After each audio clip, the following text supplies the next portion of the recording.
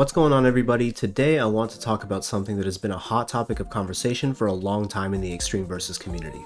With the recent announcement of Extreme Versus 2 Overboost coming to arcades this summer, discussions have once again been going around on Twitter and on YouTube and in Discord, all asking the same question. When are we going to get the next home port? I've had this conversation many times on Twitter and on stream, so the original purpose of this video was to educate those who may not be as familiar with the EXVS model and therefore don't really understand why Japan keeps seeing new arcade titles while the rest of the world has to wait years between home ports. However, EXVS Database recently put out a 24,000 word blog post about why the EXVS series should actually move to a focus on home versions, and it opened my eyes and educated me on some aspects of the issue that I hadn't considered before. With all that said, I've written this video to do my best to address both sides of the conversation and hopefully help you guys learn something along the way. If you enjoy this video, make sure you subscribe to the channel for more Gundam content. Be sure to check out EXVS Database as well. They post a lot of interesting information and stats related to EXVS, and I'll link the blog post in the description below. But before we get started, I want to thank the sponsor of this video, Factor. If you're like me, the idea of having to figure out what to cook for 3 meals a day every day for the rest of your life is horrifying. Factor provides fresh, never frozen meals designed by dietitians directly to your door. No meal prep, no dishes, and each meal is packed with nutrition to help you reach your goals. Factor updates their menus weekly with over 27 different meal options per week, and they have keto, calorie smart, and vegan and vegetarian options as well. Give your poor wallet a break from paying $20 for delivery fees and use my link in the description below, or visit go.factor75.com and use code FACTOR36556 for 50% off your first box. Thanks again to Factor for sponsoring this video. Now, I also want to add that in the grand scheme of things, I am by no means an EXVS veteran. My first Versus game since the old titles like Gundam vs Zeta Gundam or Rengo vs Zaft on PS2 was Gundam Versus, so I'm not an expert. I have consulted with some friends of mine, including people like Brett that have been around for a while, to try and make this video as accurate as possible, but if you disagree with my points or feel there's something that I missed, please feel free to discuss in the comments. The roots of the Gundam Extreme Versus series go back as far as 2001 with the original Mobile Suit Gundam Federation vs Zeon, which began in arcades and was ported to PS2 and Dreamcast the following year. If you're anything like me, you played these old games, including others like the ones I mentioned earlier, and they were probably some of your first experiences with Gundam video games. But the first Gundam Extreme Versus game launched in September 2010, marking the start of the EXVS series and arguably the start of competitive Gundam. Gundam Extreme Versus was released on PS3 a little over a year later in December 2011 following some balance tweaks. Just a few days earlier, on November 28th, the next arcade title, Gundam Extreme vs Full Boost, was announced, with the game being released a few months later in April 2012. Full Boost was released for the PS3 almost a year later in April 2013 and included a total of 36 additional mobile suits that were not in the arcade version. Here's the thing, just like with many other Gundam games, Full Boost was only available in Japan. This meant that not only did you have to import it if you lived anywhere else in the world, but the game also wasn't localized, so all the in-game menus were in Japanese. This created a massive barrier to entry because not only was it difficult for people around the world to get access to the game in the first place, but many people were even hesitant to try because they'd have to learn to navigate all the menus themselves. Not only that, you needed a Japanese PSN account in order to purchase a separate pass that allowed you to play online. I spoke to Onzone Crow and he told me this pass was around $10 to $15 and came with new copies of the game, but you had to buy one separately if you bought a used copy. It's also worth noting that according to Brett, a longtime member of the community and tournament organizer, Full Boost had no LAN mode, so for any offline tournaments they had to set up a router to be able to run the matches. Despite all this, the console release of Full Boost spawned a small but dedicated community, particularly in North America and Europe, and many of those players are still active today. Part of the reason for this is the long drought that followed the Full Boost release for those of us outside of Japan. The year after the console release of Full Boost, Maxi Boost was released in arcades in March 2014 as the next iteration of the EXVS series. Now, if you notice, for both the original Extreme Versus and Full Boost, they received console ports roughly a year after the arcade release. This was not the case for Maxi Boost, so EXVS fans in other areas of the world had no choice but to keep playing Full Boost. Then, 2 years later in 2016, Maxi Boost received an arcade update in the form of Maxi Boost On. Mbon is one of the more favorably viewed titles in the series, with many veteran players believing it's the most balanced version of the game.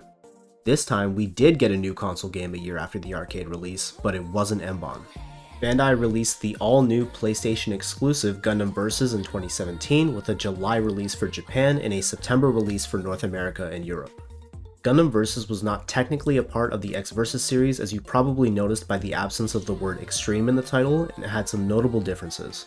GVS had a very different roster from the EXVS games, with grunt suits like the Nemo from Zeta Gundam or side story units like the Slave Wraith from Missing Link.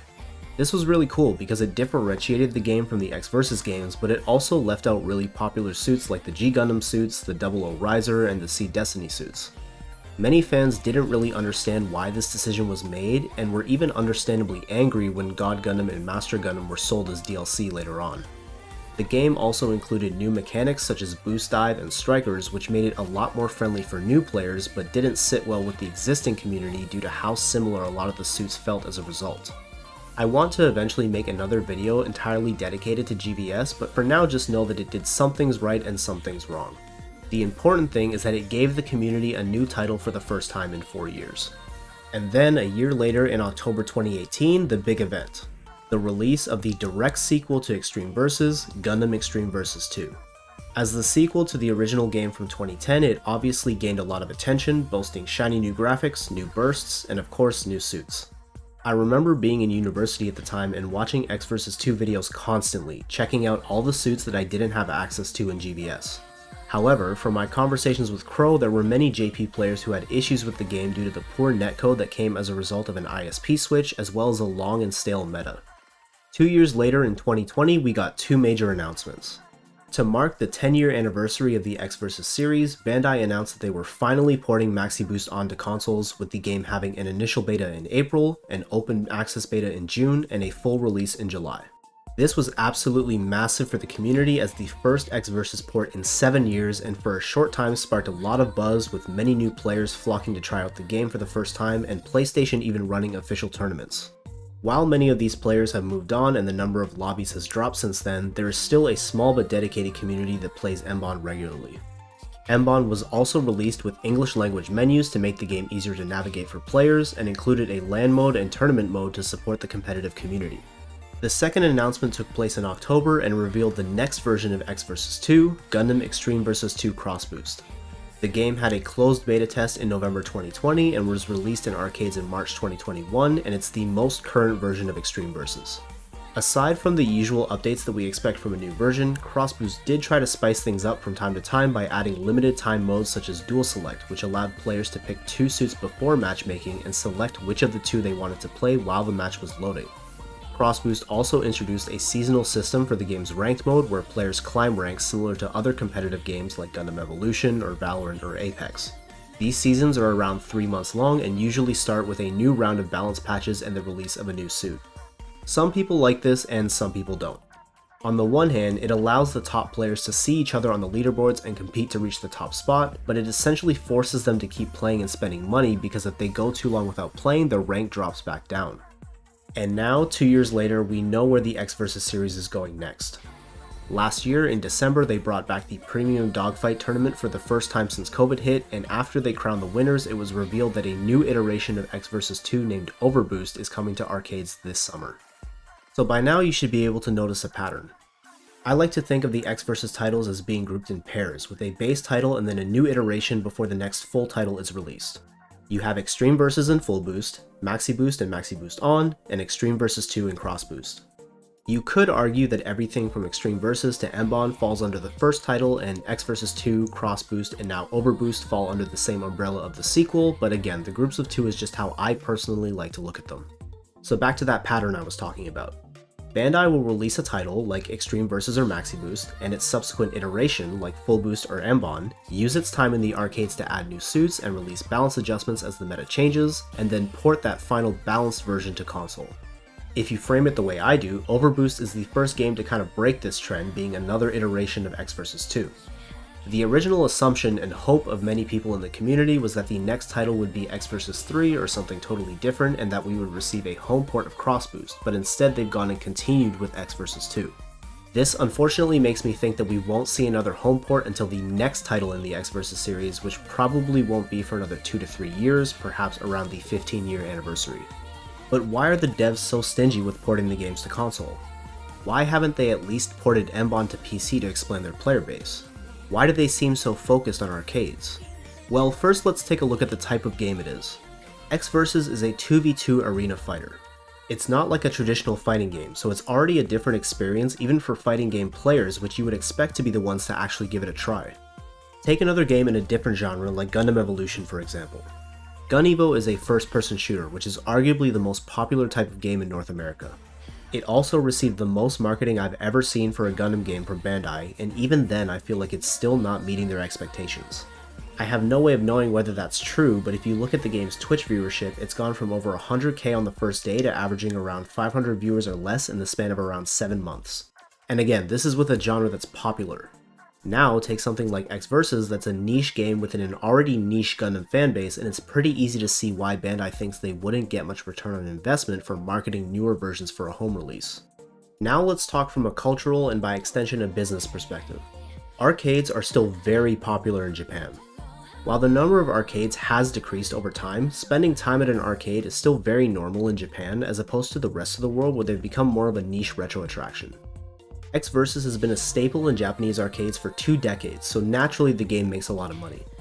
Let's put this into perspective, and I'm going to do this conversion in Canadian dollars because I'm Canadian and the exchange rate is super simple since 100 Japanese yen is equal to 1 Canadian dollar. In my conversations with Brett and Crow, I learned that the most common credit in the arcades for EXVS is 100 yen. 100 yen lets you play until either a loss or 10 wins. There is a system called Coin Plus as well that's new to Cross Boost and slightly more complex, so for simplicity's sake we're going to stick with the standard credit. Let's assume the worst case scenario where a player loses all of their matches, in other words they have to pay 100 yen for each match. Obviously this is not usually the case, but stay with me. In Canada, the standard price for a console game is $80, so in this case they would have to play 80 games to hit that cost. On the other end of the spectrum, if a really strong player wins all of their matches and only has to pay the 100 yen fee every 10 matches, they would have to play 800 matches to spend how much it would cost them to buy a console game. It sounds like a lot, but it's really not.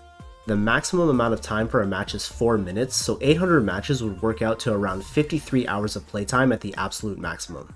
Many players who play the game regularly have hundreds, even thousands of matches on a single suit. According to my discussion with Crow, many of the top players that have been around for a while have spent thousands of dollars, some even in the tens of thousands. It's safe to assume that many other players have spent at least a few $100s over the course of their time playing EXVS. Do you see the problem here? Yes, by porting the latest version of EXVS to console or PC and releasing it worldwide, they can access a much larger audience, but those in Japan would have no reason to go to the arcade. Why go to the arcade and keep spending money when you can make a one-time purchase up front and play as much as you want? So at the end of the day, the question comes down to whether they make more money from the extra sales of the home version or from the returning customers in the arcades. Alright, so now we've talked about how the model works and why Bandai may be more inclined to keep EXVS focused in the arcades. Now let's take a closer look at that EXVS database blog post I talked about and discuss some arguments for why the series should potentially move towards focusing on a home version. Again, this is not my writing. I highly encourage you to check out the full post if you're interested, but I'm going to summarize a few key points here that change the way I view the issue. Let's start by taking a look at this chart from the blog that outlines the number of plays per week since the launch of EXVS 2 in 2018. Before COVID hit, this number was around 4.9 million, and you can see the sharp drop when the state of emergency was declared. The blue arrow in text indicates when the home port of Emban was released, and we see another sharp dip. This is exactly what we were talking about earlier. If people have the option to play at home, why would they go to the arcade and spend more money? And keep in mind this is for Emban's home port, a game that JP Arcade players have been playing since 2016, and it still drew this many people away. Imagine if they had ported the newest version of the game, there would be almost no one playing at the arcades anymore. Moving on to the red text and arrow, which shows the spike when Cross Boost launched in 2021, but you'll notice that even with that release, the playtime has never come close to pre-COVID levels. In fact, it's dropped around 50% by comparison. Another graph here shows the Google trendline comparison for EXVS 2 and Cross Boost. You can see the massive difference between the two, and this is likely because EXVS 2 was a brand new sequel after 8 years since the original Extreme Versus, and the cabinets also use a new graphics card. So from this data, we see that there's both decreased playtime and decreased interest in general. This ties into the second issue the arcades are facing, which is the revenue they're bringing in versus their constantly increasing costs. Not only are less people playing at the arcade, but during the past 2 years, various costs like electricity, tenant fees, and labor costs have all increased, making it more expensive to run the arcade cabinets. They also can't really increase the price per play because customers are more aware of the price since they have to pay each time, resulting in a larger psychological hurdle for even a small price increase. Some arcades now have electronic terminals that allow incremental pricing increases of less than 100 yen, so you could argue the arcades could try increasing the price by just a small amount. But the problem with this is that there are so many arcades that if they do this, customers will just seek out the ones that are still only charging 100 yen.